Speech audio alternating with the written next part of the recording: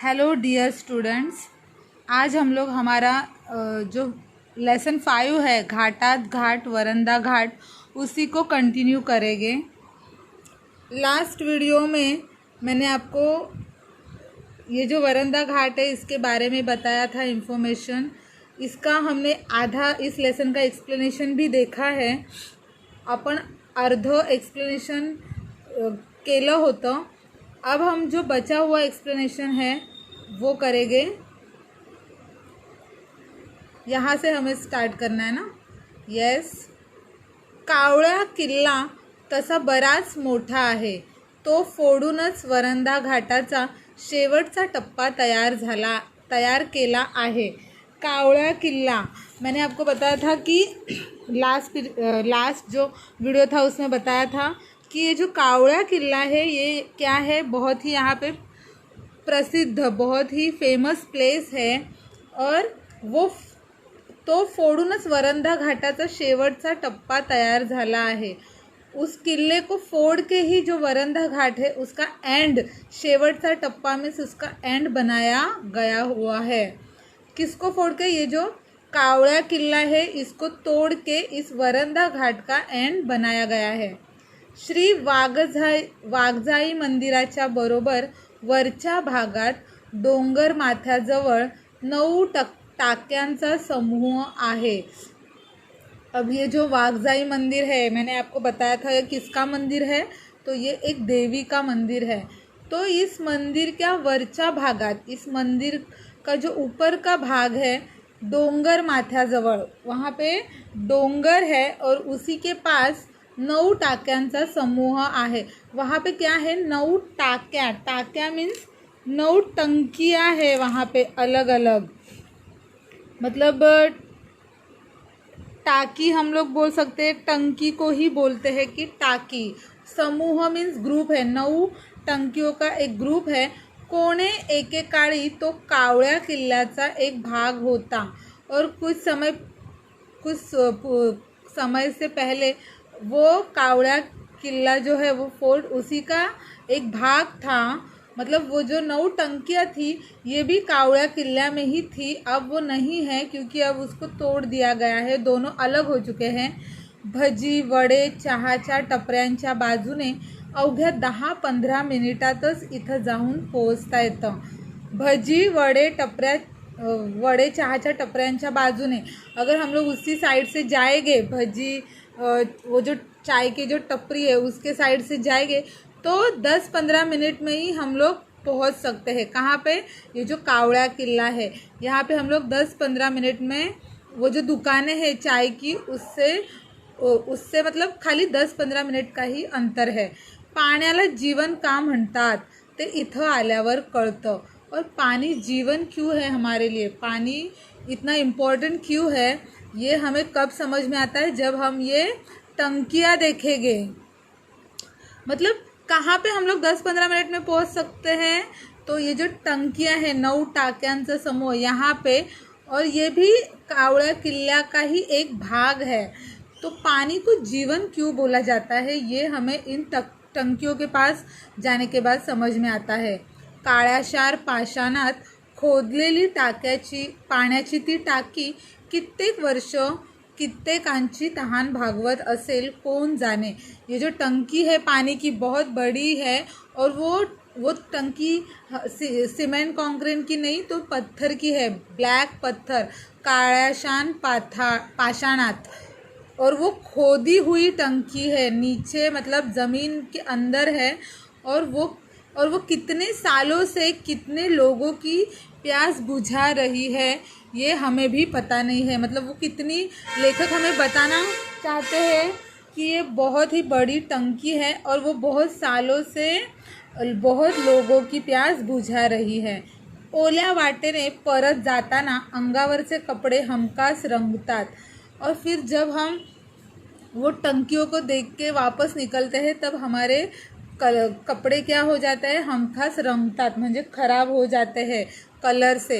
कारण पायवाटच तशी रंगीली आहे, क्योंकि वहाँ पे जो पायवाट है, पायवाट मीन्स चलने की जो छोटी सी जगह रहती है उसको हम लोग बोलते हैं पायवाट। तो वो जो वाट है, पायवाट, वो जो रास्ता है वो कैसा है, रंगीला है, वो बहुत ही कलरफुल है। और इसलिए हमारे कपडे भी कैसे हो जाते हैं, रंगीले, रंगतात। परत एकदा आपण डांबरी रस्त्यावर येतो और फिर वो पायवाट, वो जो छोटा सा रास्ता है, कौन सा रास्ता, वो जो टंकियों के पास जाता है, लेखक वो देखने गए और फिर अब वो मेन रोड पे आ गए। मेन डांबरी रास्ता मीन्स सीमेंट कॉन्क्रीट का जो रोड होता है उसको बोलते हैं डांबरी रास्ता। डांबरी रस्त्यावर अब वो आ गए। उजव्या हाताच्या वळणावर कावळ्या किल्ल्याकडे जाणाऱ्या पायवाटेवर नजर स्थिरावते। और फिर वो टंकियाँ देखकर लेखक अब मेन रोड पे आ चुके हैं और अब वहाँ से ही उजव्या हाताच्या वळणावर, उजव्या मीन्स राइट हैंड से ही कौन सा रास्ता है, कावळ्या किल्ल्याकडे जाणाऱ्या पायवाटेवर नज़र स्थिरावते। कावळ्या जो किला है, जो फोर्ट है, वहाँ पे जो पायवाट मीन्स अगेन छोटा सा रास्ता, वहाँ पे हम लोगों की नज़र क्या हो जाती है, स्थिरावते, रुक जाती है। मतलब वो उस किले के उधर जाने के लिए हम लोग रुक जाते हैं। बांधीव पायऱ्या पार करून अरुंद पायवाटेने कारवीच्या झाडीतून हृदयाची धडधड वाढवणारा ट्रेक सुरू होतो। अब देखो, बांधीव पायऱ्या पार पाडून, यहाँ पे जो पायऱ्या मीन्स स्टेप्स, जो किले की जो स्टेप्स है वो कैसी है, बांधीव, मतलब बंधी हुई है, मतलब बांधे हुए है वो स्टेप्स। और पार करून, उसको पार करके अरुंद पायवाटेने उस पायवाट मीन्स अगेन छोटा सा रास्ता, मतलब चलने का रास्ता, उसको बोलते हैं पायवाट। कारवीच्या झाडीतून, कारवी नाम का ये झाड़ का नाम है, ये कारवी, कारवी पेड़ है और कारवी का मतलब बहुत झाड़ होते हैं, उसके बीच में से ये रास्ता जाता है। पायवाट जी आहे ती कारवीच्या झाडातून जाते। हृदयाची धडधड वाढवणारा ट्रेक सुरू होतो और हृदय की हमारा मतलब दिल की धड़कनें बढ़ाने वाला अब ट्रेक शुरू हो जाता है। हम लोग अभी कहाँ मतलब लेखक जो है वो कहाँ निकल पड़े हैं, तो जो कावळ्या किला है उसको देखने। तो उसको देखने के लिए हमें कहाँ से जाना है, पायवाट से जाना है। और वो पायवाट कहाँ से जाती है, तो कारवी का जो झाड़ है वो मतलब बहुत घना जंगल है ऐसा समझ लो, और वो बहुत ही दिल धड़काने वाला ट्रैक है। तो लेखक का कावळ्या किल्ल्याच्या दिशेने आता लेखक चालले आहेत।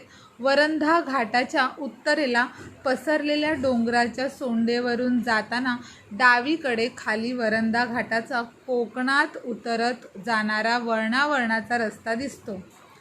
वरंधा घाटाच्या उत्तरेला पसरलेल्या डोंगराच्या सोंडेवरून जाताना, जो वरंधा घाट है ये, उसके उत्तर दिशा में जो डोंगर है वहाँ पे सोंडेवरून जाताना उसकी ऊपर की ओर से जाते वक्त मतलब वरंधा घाट के ऊपर से जाते वक्त क्या होता है कि डावीकडे खाली वरंधा घाटाचा और नीचे डावीकडे क्या होता है, नीचे वरंधा घाटाचा कोकणात उतरत जाणारा वळणावळणाचा रास्ता दिसतो। और तभी जो कोकण है वो भी हमें वहाँ से थोड़ा सा दिखता है। कोकण मतलब कोकण जैसा जो प्रदेश है वहाँ पे दिखता है। कोकणात उतरत जाणारा वळणावळणाचा रास्ता दिसतो। जैसे देखो कोकण जो है ना, वहाँ पे जो रास्ते हैं कैसे है, बहुत ही वळणावळणाचे मतलब बहुत ही आड़े टेढ़े रास्ते हैं। जो कोकण के जो रास्ते हैं वहाँ पे बहुत वळणावळणाचे म्हणजे खूपच वाकडे तिकडे आड़े टेढ़े जो रास्ते हैं, वैसे ही रास्ते हमें कहाँ पे दिखते हैं, ये जो किला है कावळा किला, यहाँ पे जाते वक्त जो रास्ते हैं वो कैसे है, वळणावळणाचे है, आड़े टेढ़े है, ऐसे हमें लेखक बता रहे हैं।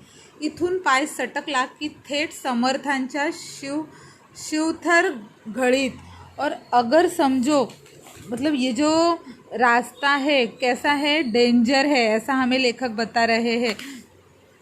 और अगर यहाँ से हम लोग का अगर पैर समझो बहुत ही छोटा रास्ता है मतलब, और वो भी डोंगर मतलब जो डोंगर मतलब पर्वत जो है उसके ऊपर से ये रास्ता जा रहा है, और बहुत ही छोटा रास्ता है और नीचे बहुत बड़ी खाई है। तो इसीलिए हमें लेखक बता रहा है कि अगर समझो गलती से भी अगर हमारा पैर फिसल गया, मतलब इथून पाय सटकला, अगर पैर फिसल गया कि थेट समर्थांच्या शिवथर घळीत, तो हम लोग डायरेक्ट कहाँ पे जाएंगे? शिवथर श्री स्वामी समर्थ, एक श्री स्वामी समर्थ रामदास स्वामी जो है उनकी यहाँ से ही एक गुहा है, और वहाँ पे मतलब ये जो गुहा है इसमें श्री जो रामदास स्वामी हैं उन्होंने क्या किया था, दासबोध ये ग्रंथ लिखा था, दासबोध ये ग्रंथ लिखा था। तो अगर यहाँ से हमें लेखक बता रहे कि ये जो रास्ता है कौन सा रास्ता, तो ये जो किला में कावड़ा फोर्ट जाने वाला जो रोड है, रास्ता है, बहुत ही डेंजर है और वो डोंगर के ऊपर से जाता है। और अगर समझो हमारा पैर अगर फिसल गया, नीचे बहुत बड़ी खाई है, और अगर हमारा पैर फिसल गया तो हम लोग डायरेक्ट थेट समर्थांच्या शिवथर घळीत, तो हम लोग कहाँ जाएंगे? डायरेक्ट जो श्री स्वामी समर्थ का जो जहाँ पे क्या है, उनका एक केव है, श्री स्वामी समर्थ जो रामदास स्वामी हैं उन्होंने वहाँ पे क्या किया था, दासबोध ये ग्रंथ वहाँ पे बैठ के लिखा था। उनकी वहाँ पे एक प्लेस है शिवथर घड़ी, ये एक प्लेस का नाम है जहाँ पे श्री रामदास स्वामी ने बैठ के दासबोध ये ग्रंथ लिखा था। ग्रंथ मतलब बुक। तेव्हा तो वहाँ अगर हम लोग गिरे तो डायरेक्ट यहाँ पे पहुँच जाएंगे शिवथर घळीत। तेव्हा जर कोकणात जायचं नसेल तर देशावरच्या मातीत सावधपणे पावलं टाकत टाकत जायला हवं। तो इसीलिए लेखक बता रहे कि रास्ते इतने डेंजर है कि यहाँ पे जाने का जो रास्ता है बहुत ही डेंजर है। तो इसलिए हमें कैसे जाना है, सावधपणे पावलं टाकत टाकत जायला हवं, और इसलिए हमें संभल कर चलना होगा। मतलब संभल कर चलेंगे तो ही हम लोग कहाँ पे पहुँचेंगे, कहाँ पे पहुँचेंगे? तो ये जो फोर्ट है वहाँ पे हम लोग सुखरूप पहुँचेंगे। लेकिन कावड़ा किल्ल्याला अपन पहुँचू, लेकिन अगर हम लोग अगर गिर गए, हमारा पैर अगर फिसल गया, तो हम लोग कहाँ जाएंगे? डायरेक्ट कहाँ जाएंगे? शिवथर घळीत। ये एक गुहा है, वहाँ पे पहुँच जाएंगे। डोंगर धारेच्या कड्यावरून जाणारी रुंद पायवाट एका सपाटीवर येऊन थांबते।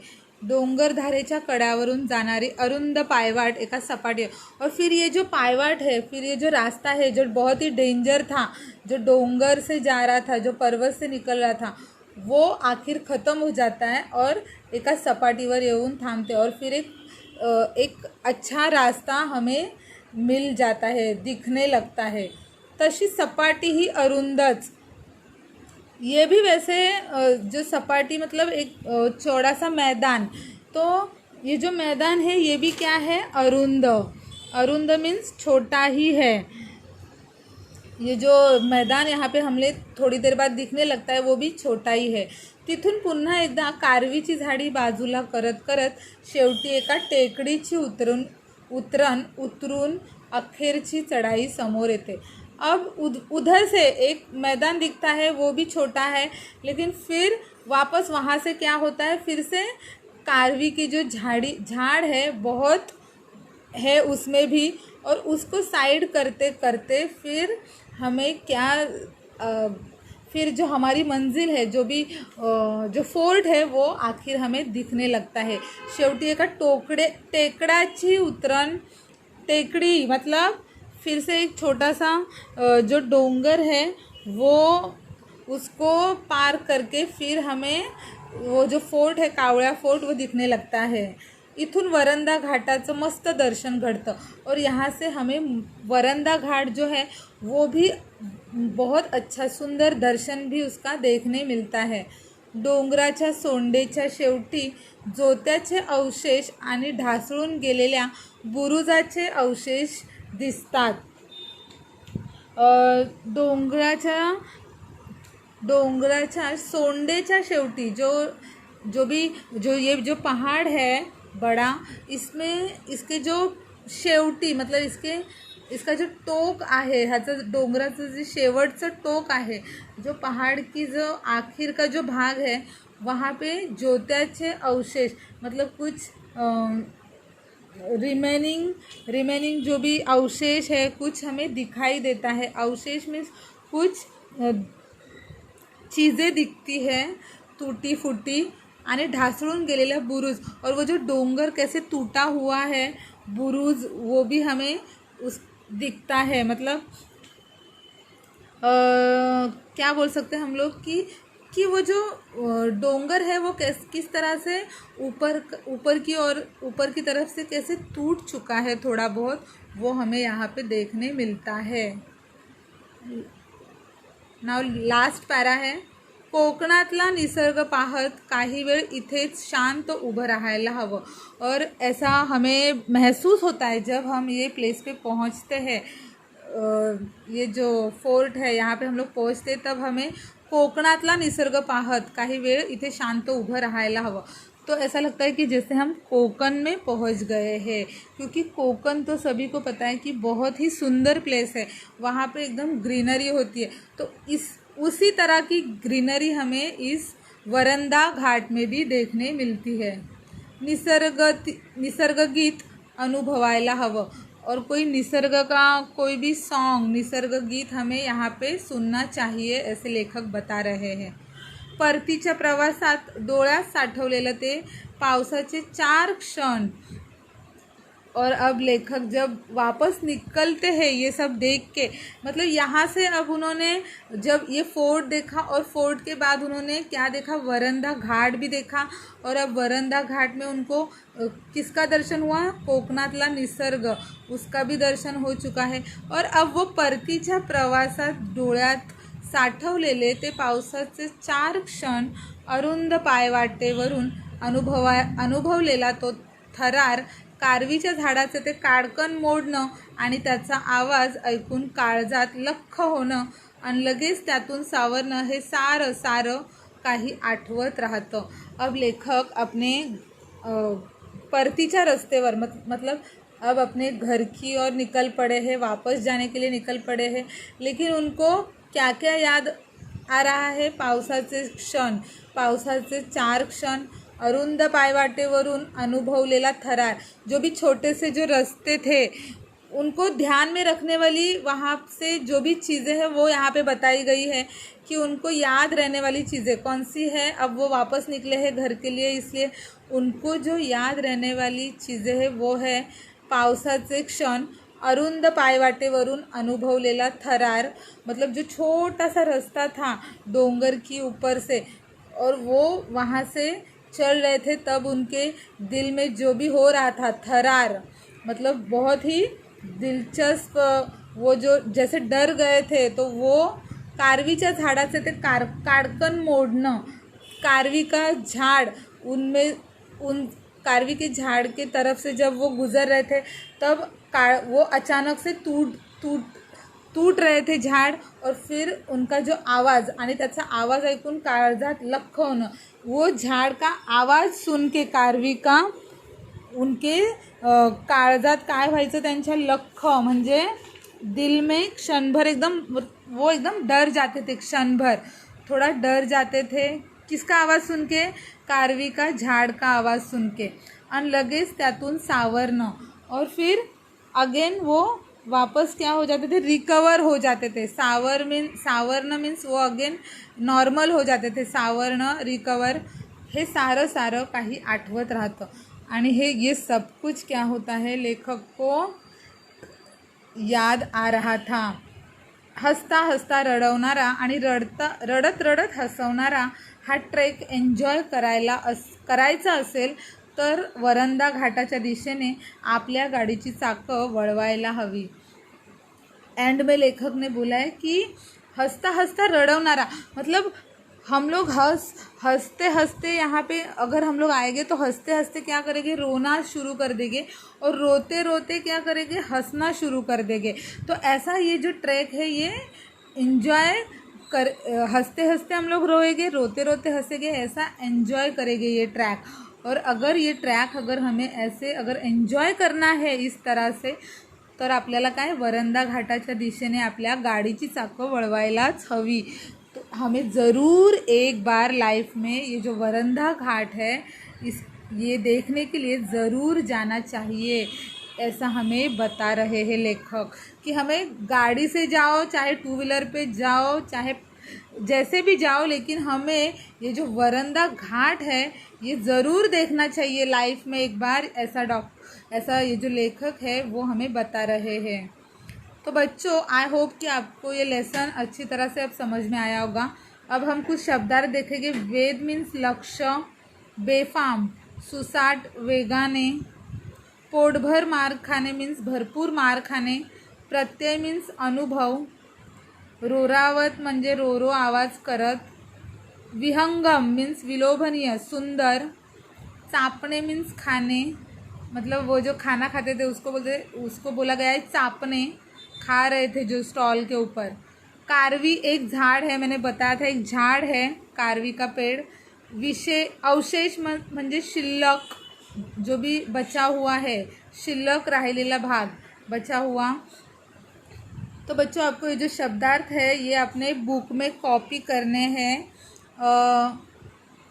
आज हमने ये जो लेसन देखा घाटात घाट, वरंदा घाट, इसमें कुछ नहीं तो क्या बताया है कि ये जो वरंदा घाट है ये क्या है, डोंगर घाट है। और इसमें इधर जाने का जो मज़ा है वो कब है, बारिश के दिनों में है। और हमें लाइफ में ज़रूर एक बार इस वरंदा घाट में जाना चाहिए।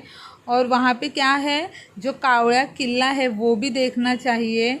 तो आप भी ज़रूर जाना, अगर आपको कभी लाइफ में चांस मिला तो ये जो वरंदा घाट है ये ज़रूर देखने जाना। और इसका जो अनुभव है ये ज़रूर किसी को जो मतलब बताओ बाद में। तो इस तरह से हमारा जो लेसन है वो फिनिश हो चुका है। और ये जो लेसन है इसके जो क्वेश्चन आंसर है स्वाध्याय, वो मैं आपको अगले वीडियो में भेजूँगी। तो अगले वीडियो में हम लोग इस लेसन के स्वाध्याय देखेंगे, क्वेश्चन आंसर देखेंगे। ये वीडियो का ये जो लेसन है जिसको आप पढ़ने की कोशिश करो, समझने की कोशिश करो। अगर कुछ भी डाउट है तो आप ज़रूर पूछो। और इसके जो शब्दार्थ है वो आपको आपकी नोटबुक में कॉपी करने हैं। नेक्स्ट वीडियो में मैं क्वेश्चन आंसर दूँगी। Thank you.